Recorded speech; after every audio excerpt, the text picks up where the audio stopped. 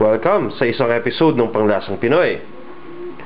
Gagawa tayo ng appetizer at ang tawag dito, marinated shrimp with lemon dill sauce. At ito na yung mga gagamitin nating mga ingredients. Cooked shrimp, sour cream, mayonnaise, salt,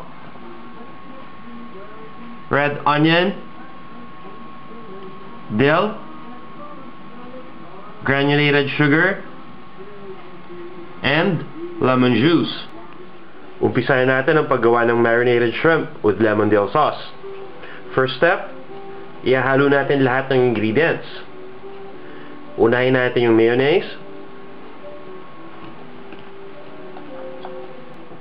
Then, isusunod na natin yung sour cream. Next, yung sugar. Yung lemon juice.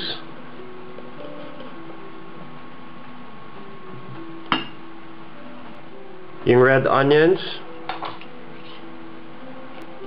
Yung salt.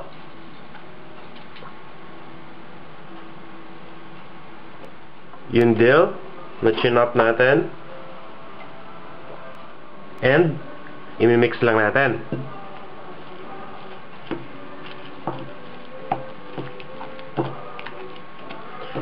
Let's just make sure na nahalo natin mabuti. After nating ma-ensure na na-mix na natin mabuti yung mga ingredients, next step, ihalo na natin dito yung cooked na shrimp.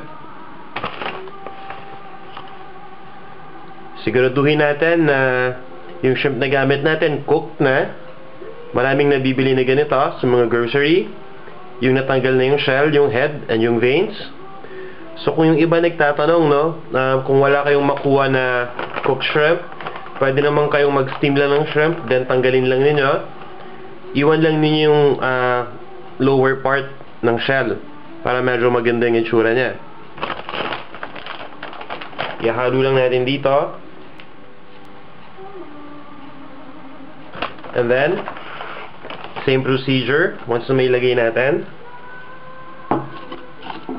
Siguraduhin lang natin na yung kaninang mixture malagay dun sa shrimp na nilagay natin. After nating ma-mix yung shrimp, kailangan natin itong i-marinate overnight. Then after nating ma-marinate to overnight, pwede na natin itong i-serve. Nilagyan ko lang ng cling wrap itong ating nagawa na shrimp. And then, ilalagay na natin ito sa refrigerator para i-marinate overnight. Para sa exact measurements ng mga ingredients, bumisita lang kayo sa panlasangpinoy.com.